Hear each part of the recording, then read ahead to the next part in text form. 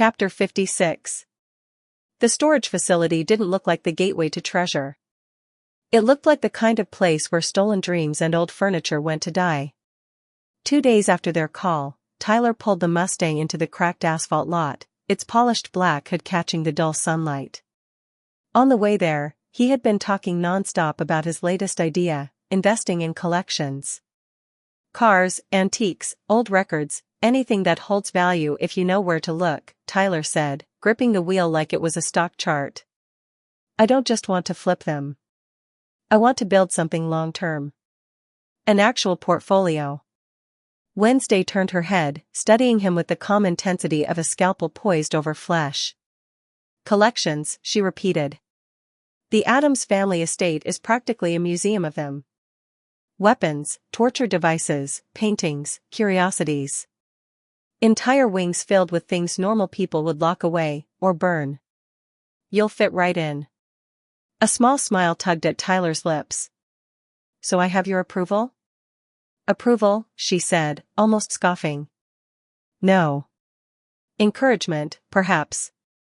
Especially if your obsession with inanimate objects keeps you from becoming a cliché, like your father. Tyler's jaw twitched, but he smirked to cover it. Noted. They pulled into the lot, the Mustang rumbling to a stop in front of the long rows of corrugated doors. You're sure this is the right address? Wednesday asked, scanning the units like they were tombs. Tyler tapped the GPS. That's what the dealer said. Guess this guy's showroom doesn't have marble floors. Wednesday's lips curved faintly. Or he's laundering his sins in plain sight. Storage units are cheaper than warehouses. Easier to rotate names, easier to avoid taxes. It's practically a sanctuary for criminals. Tyler chuckled. Which makes me feel right at home. The Mustang's engine cut off with a low growl, echoing across the cracked asphalt of the storage lot. The man waiting there had expected his clients to be older, seasoned collectors or washed-out millionaires with too much time. Instead, out of the sleek 1960s Mustang stepped two figures who looked far too young to belong in his world. His eyes lingered on the car first, and they lit up. The Mustang wasn't just a machine, it was pedigree. His contact had told him that the boy drove it, a gift from a mysterious relative of his girlfriend. Supposedly the deal had been done in cash, thick stacks, no hesitation, the kind of money you only carried if you'd just walked away from a profitable job. Now, seeing the pair in person, the man was taken aback. Teenagers, barely. But there was something about them, an unnatural composure, an air of sophistication that didn't belong in the dust and rust of his storage kingdom. The boy, dressed business casual, looked like someone rehearsing for the role of adulthood. The girl, her black dress as precise as her stare, regarded the rows of corrugated doors with open disdain. When she raised a brow at the facility, the man rushed to explain. Cheaper than a warehouse, he said, fumbling to justify himself. Easier to manage, less overhead. Wednesday's lips twitched. She knew better. Storage units were the domain of men who dodged taxes and paper trails, who bought under aliases and leased under false names. The lack of security only confirmed it. She didn't call him out, though. She didn't need to. The man hurried to a padlocked door and slid it open. Metal groaned, dust billowed, and Tyler's eyes immediately lit up. Inside sat a Volkswagen camper van, jet black with a sinister gleam. Its red leather seats and dark interior called to him instantly, a Gothic cousin to the Addams family hearse. The man led them to the far corner of the storage row and swung up the garage door. Dust puffed into the air as light spilled across the polished black Volkswagen. Tyler's jaw loosened in awe. Wednesday remained expressionless, hands folded neatly in front of her, though she caught Tyler glancing at her from the corner of his eye. He was desperate to read her reaction, but her face betrayed nothing. It's a 1960s Volkswagen Type 2, the man began proudly. Split-window combi, Wednesday cut in smoothly. German engineering. Mass-produced in Wolfsburg between 1950 and 1967. It became an icon of counterculture, though its popularity was less about rebellion and more about affordability. My uncle collects 3 of them, all in varying states of decay. My father has too, though one was driven into a swamp on purpose. The man blinked, then laughed nervously. Right. Well, you know your history. This one's been completely restored. New engine, had to gut the old one entirely. He ducked into the van, gesturing enthusiastically. I kept the original double doors, though. Hard to find in good condition. Watch your head, kid, oh. Tyler climbed in, and the man chuckled at how tall he looked stooped inside. Here's the real gem, he said, pressing a latch. The roof popped up with a smooth snap, revealing a flat canvas top and a MaxxAir fan for ventilation. Perfect airflow. And over here, he gestured to the kitchenette, mahogany countertop, portable stove, sink. Had to weld in a steel stand for the wood fireplace so it wouldn't torch the cabinetry. Took weeks. Wednesday's eyes drifted briefly over the craftsmanship, her expression unreadable. The back seat folds into a bed. Storage cabinets on the side. And the flooring, single cut, hand-stained. The man beamed as though he'd just unveiled a work of art. Tyler finally turned to Wednesday. What do you think? She let the silence stretch just long enough to unnerve both men. Finally, she said flatly, it matches my family's exact taste. Tyler's lips tugged into a small smile. He turned to the man. We'll take it. The collector's shoulders eased, though his eyes flickered with something sharper when Tyler disappeared into the Mustang and returned with a backpack. He unzipped it and handed it over, stacks of cash neatly bundled inside. The man's grin widened, but Wednesday's eyes narrowed just slightly. She didn't need a vision to know what he was thinking as his fingers brushed the bills. Chapter 57. The man's smile stretched too wide, like a wolf baring its teeth before the kill. Want to see the rest of the collection? He asked smoothly, slipping the backpack of cash into the crook of his arm. His voice was friendly, but his eyes weren't. Tyler nodded, trying to contain his excitement. Wednesday remained perfectly still, her poker face unflinching, though her gaze flickered briefly to the man's hand brushing against the pocket of his jacket. Armed. Predictable. The collector led them past rows of units, his keys jangling in rhythm with his footsteps. The deeper they went, the quieter it became. The hum of the main road faded until only the sound of squeaking metal doors and the occasional coo of a pigeon remained. Tyler's Mustang, gleaming near the entrance, felt miles away now. The man talked as they walked, his voice oily. Most of my clients are, well, let's just say they're older. Retirees with too much money, widows with too much grief. They like to unload their toys before the vultures pick them clean. And he chuckled, make sure those toys find a good home. Wednesday's lips curved in the faintest smile. And what happens to the widows? He shot her a glance, weighing her tone. They don't miss what they don't remember. Tyler caught the slip immediately. This wasn't just a man who bought cars. This was a man who hunted people. The collector swung open another door, this one revealing a cherry-red Corvette and a silver Jaguar, polished to perfection. He stepped aside, gesturing them in like a host inviting guests to dinner. But his other hand lingered near his jacket. Why don't you take a closer look, he said lightly. Tyler's shoulders tensed. He wasn't stupid. He'd heard enough about people like this, a predator fattening his prey before the slaughter. The only mistake the man had made was assuming they were children with cash instead of monsters with teeth. Wednesday glanced at Tyler. Her eyes were cool, unreadable, but there was no hesitation in them. Just silent permission. That was all he needed. The man moved first, his hand flashing to draw a knife.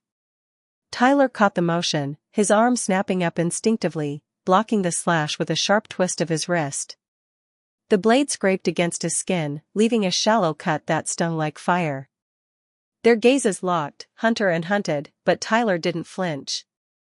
Something primal surged beneath his skin, his teeth grit as his body trembled. The man pushed against him, knife pressing closer, but Tyler only leaned in, eyes blazing with something not entirely human. Then the air cracked with a guttural snarl. Tyler's body convulsed, bones shifting, muscles tearing as the hide ripped free. The transformation was violent, sudden, and horrifying. In seconds, the lanky teenager was gone, replaced by a towering, jagged figure with claws that scraped sparks against the concrete floor. The man's face went white. His knife clattered uselessly to the ground. "No," he stammered, stumbling backward. The hide lunged. The man's scream was short-lived, cut off by the sound of bone shattering. Claws ripped through his chest, and blood splattered across the polished hood of the Corvette. The fight lasted less than a breath. The predator had been mistaken about who was prey. When it was over, the man's body crumpled like discarded meat. The hide loomed over him, chest heaving, eyes burning with feral rage. From the doorway, Wednesday tilted her head, her expression unchanged. "At least now the collection has a vacancy." The hide snarled once more before shrinking back, Tyler's human frame reforming, blood smeared across his chest. He wiped his mouth with the back of his hand, still panting, eyes darting to her as though ashamed of what she'd just witnessed. But Wednesday only stepped closer, her hand brushing against his cheek. "Efficient, I guess you had been busy while I was away. Your mom and uncle taught me a few things," Tyler said dismissively, while smiling. Together, they dragged the man's corpse into an empty unit and shut the door. The clang of metal echoed like a coffin lid. When Tyler finally caught his breath, he turned to her. "We're keeping the van, right?" Wednesday's lips curved into something almost resembling a smile. "And the rest of his collection?" Wednesday held out her hand. "Your phone," she told Tyler. "You reek of gore. Go change." Tyler wordlessly handed it over, then headed for the Mustang's trunk. She dialed.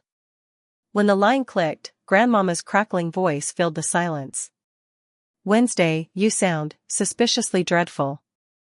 What have you done?" "The seller tried to make us leave without the van. He grew hostile." Tyler eliminated him. "Efficiently, if messily. His body is still warm." "Oh," Grandmama crooned, delighted. "My favorite temperature." "He also had an extensive car collection," Wednesday continued. "You may want to acquire it. Quickly." Tyler reappeared in a clean shirt just as Wednesday pulled the phone away from her ear. He muttered, "Ask her if I can keep some of the cars." Wednesday's expression didn't shift, but she relayed it bluntly. "Tyler wants to keep a portion of the collection. He is eager to begin hoarding." Grandmama cackled so hard the receiver crackled. "Perfect. Every young man needs a hobby. Some collect stamps. Some collect bones. Cars will do nicely. Dispose of the body," Wednesday instructed flatly. "We're leaving." "My pleasure, darling. I'll buy the whole facility by sundown, tidy up the mess, and I'll send the van to the estate in New Jersey." Wednesday ended the call without farewell. Tyler's grin stretched wide. "Guess we're really set, then." Wednesday's poker face didn't waver. She simply gathered her suitcase and notebook, already envisioning the unsolved horrors awaiting them. Their summer road trip had officially begun. Chapter 58. The morning smelled of gasoline, gun oil, and freshly brewed coffee, the only three essentials Wednesday deemed necessary for survival. She methodically zipped up her case files on serial killers, sliding them into the van alongside a taser, a dagger, a knife, an axe, a sword, a spiked iron mace, and a disturbingly casual assortment of grenades. Tyler, by contrast, was loading far more mundane supplies: coffee beans, groceries for the fridge, bottled water. Civilization, if not survival. As he set a carton of eggs into the cooler, he glanced at her. "So, any plans on getting a driver's license?" Wednesday's stare cut into him, flat and unblinking. "I already know how to drive. Why would I need permission from the state to prove it?" "Because," Tyler said carefully, "you can't legally drive without one." She slid a grenade into the glove compartment and arched a brow. "Why would I want to drive when you're here to chaperone me? And when Lurch exists?" Tyler fell silent for a beat, his mouth half open. It was true, Wednesday had never needed to drive in her life. Her parents didn't. Even Gomez's expansive car collection was more museum than necessity. "It's not that I don't want to drive you," Tyler said finally, horrified at the mental image of Lurch behind the wheel of an 18-wheeler. "But what if something happens? What if I'm, well, unavailable?" Wednesday tilted her head, considering him. "Then I'll simply drive without a license. The law is a fragile human invention, easily broken." He pinched the bridge of his nose. "Wednesday. Please. Just humor me. Get one. If not for legality, then for emergencies." Her lips curved in the faintest approximation of a smile. "Very well. I'll acquire a driver's license. But only so that when the DMV worker inevitably faints during my road test, I can call it a successful kill." Tyler groaned, loading the last bag of groceries into the van. "Somehow, I think you'd pass. One of the perks of owning an entire town is the ability to bend its rules." Wednesday's driving test was no exception. She and Tyler went to downtown Westfield, where the DMV officials had been encouraged to expedite her paperwork before the two of them departed. Tyler was surprised Morticia and Gomez hadn't already bought Wednesday a car on her 16th birthday. They certainly had the money. Morticia, however, had explained it perfectly: "If we give Wednesday her own vehicle, she'll vanish before we've had time to miss her. Better to delay her escape until 18. Heartbreak postponed is still heartbreak avoided." It wasn't that Wednesday didn't want to drive, it was that her parents weren't ready to let her. Tyler lent her his Mustang for the test, thinking it might be fun to sit in the back seat while she drove. That optimism lasted exactly 4 seconds. Wednesday drove like she was fleeing a crime scene, tires squealing, mirrors brushing parked cars, the speedometer a blur. Tyler's knuckles whitened against the seat as his heart hammered in his chest. When the test ended, the instructor sat frozen, sweat dripping down his temple. Wednesday leaned toward him, her tone silk and steel. "Either pass me now, or we repeat the experience." The man swallowed hard, shoved the paperwork into her hand, and scribbled her passing marks with a trembling pen. Tyler climbed out of the Mustang, still pale. "You just terrified a DMV employee into certifying you." Wednesday slid her license into her pocket, unbothered. "At least now I'm legal to kill 2 birds with 1 stone, speeding and manslaughter." Tyler muttered, "Remind me never to let you drive again." "My family have always preferred chauffeurs," Wednesday replied calmly, "but it never hurts to know how to escape when your driver is the first casualty." Just before they could leave, Morticia stopped them at the door. Her pale hand rested delicately on Tyler's arm. "Promise me," she said smoothly, "that you'll have her back in time for school. I trust you won't provide us with any unexpected surprises when you get back. And do be safe if you decide to, shall we say, fork inside the van." Wednesday shot her mother a glare sharp enough to cut glass. "Tyler has more restraint than either of you and father combined." Gomez chuckled and swept Wednesday into a careful hug, his voice warm and dramatic. "Take care of my little tyrant, mi cielo," he told her before turning to Tyler. "And you, guard her with your life." Tyler straightened, half nervous under the weight of their gazes, but managed a steady reply. "I'll take good care of her. You have my word." With that, they climbed into the 1960 black classic Volkswagen van. The engine rumbled to life, and in moments, the Addams estate grew smaller in the rearview mirror as they drove off toward whatever horrors the road had waiting for them. Chapter 59. The spellbook whispered to her in the morgue's dim light, pages curling like something alive. Wednesday pressed her hand to an evidence drawer, her eyes going black as another vision consumed her. Tyler stood at the door, uneasy. He knew better, but he still raised his phone, snapping a silent picture. Another stolen moment. Another secret she would hate him for. Technology was vulgar in her eyes, and he felt guilty even as he slipped the phone back into his pocket. Which was why, the next day, he ducked into a Costco and came out with a vintage Polaroid camera, matte black, heavy in his hands. He bought only black and white film, instinctively knowing Wednesday would never tolerate herself in color. When she noticed, her gaze sharpened like a blade. You intend to document me? Tyler kept his voice casual. Not you. Us. The trip. Evidence for the cases. Her eyes lingered, dissecting him with suspicion. Finally, she murmured, so long as you never immortalize me in anything but shadow. He managed a crooked smile. Black and white only. Promise.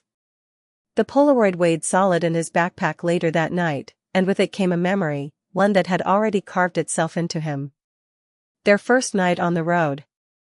He'd told her not to bother with bed covers, the van's red leather cushions seemed comfortable enough. At 2 a.m, she woke him with a voice as sharp as a guillotine. Galpin. He jolted awake to find her standing over him, pale feet blotched with angry rashes. My flesh is rebelling.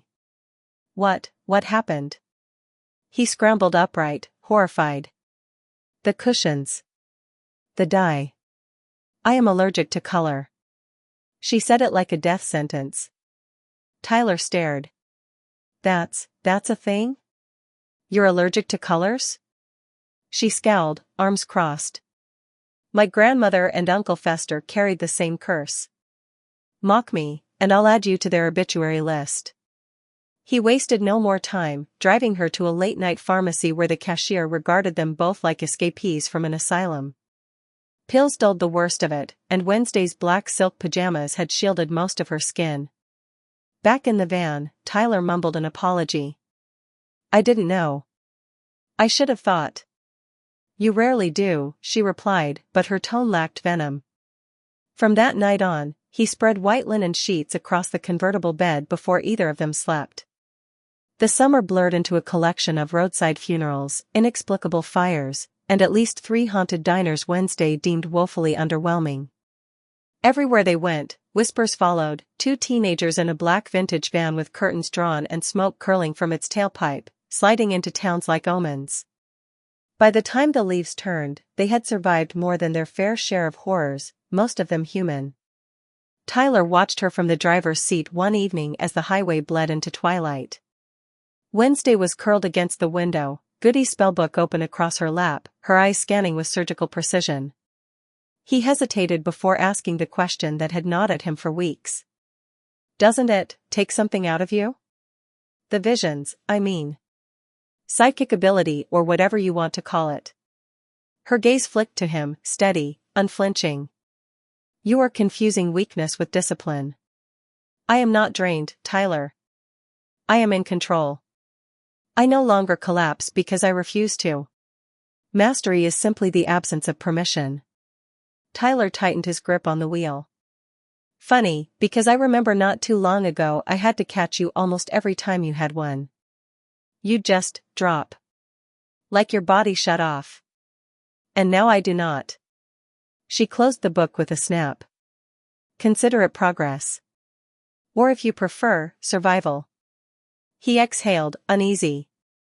It was true, she hadn't passed out in months. The visions came, but she rode them out with a calm that unsettled him more than the fainting ever had. The van rattled down another endless stretch of highway, the moon keeping pace above. The smell of gasoline lingered in the vents, as constant as Wednesday's calm. By the end of summer, the road brought them to Kansas, flatlands stretching to the horizon, skies too open to trust. A name had risen in the files Wednesday pilfered and the visions that clawed through her dreams. The Kansas City Scalper. Tyler read the headline aloud from the newspaper he'd snagged at a diner, local police baffled as body count rises to 12. No leads. He looked at her. You're sure about this one? Wednesday's lips curved in that razor-thin smirk he was learning to fear. I never guess, Tyler. I only know. She leaned forward, eyes glinting under the passing street lights. The scalper will not elude us. After all, every predator leaves a trail. And I am very good at following blood. The Kansas City Scalper's trail hadn't led them to a warehouse or a back alley, but to a forgotten stretch of suburbia, rows of half-rotted houses, weeds splitting the cracked driveways, and broken porch lights that flickered like dying stars. It was here, among the hollow shells of the American dream, that Wednesday cornered him. The chase ended in a gutted living room, yellow wallpaper peeling like old skin, the smell of mildew choking the air. Tyler wrestled the man into submission, duct tape biting into his wrists, while Wednesday stood over him with a calmness that froze Tyler's blood more than the fight itself. When it was done, Tyler turned toward her, and froze. Black tears streaked down her pale face, glistening against the dim glow of a sagging lamp. Wednesday, his voice was sharp, panicked. "What the hell is that? You're crying ink." She dabbed her cheek with the back of her glove, leaving a smear like soot across ivory fabric. Her expression never wavered. "A psychic glitch," she said flatly, as if announcing the time. "Insignificant. Ignore it." Tyler's breath caught. "Ignore it? That looks toxic. Shouldn't we at least?" "Worrying is a waste of energy," she interrupted, stepping over the unconscious killer sprawled across the dust-caked carpet. "The scalper is finished. The summer is finished. That is all that requires your attention." Her calm only unsettled him more. Tyler wanted to push back, to insist this wasn't normal, but the words stuck in his throat. She was already walking toward the door, framed by the shattered blinds, her silhouette blacker than the night behind her. Outside, the cul-de-sac was quiet, save for the distant wail of approaching sirens. The houses loomed like tombstones, their windows blank and watching. Tyler looked at Wednesday again, her face pale but smeared with those inky streaks, and forced himself to bury the panic clawing at his chest. It was their last case of the summer. Tomorrow, they would drive back to the Addams estate and later nevermore. Back to routine. Back to pretending they hadn't spent 3 months chasing monsters in America's forgotten corners. So he swallowed hard, adjusted the keys in his pocket, the sirens drew closer. Tyler said nothing more. For now, he let it go. They were going home.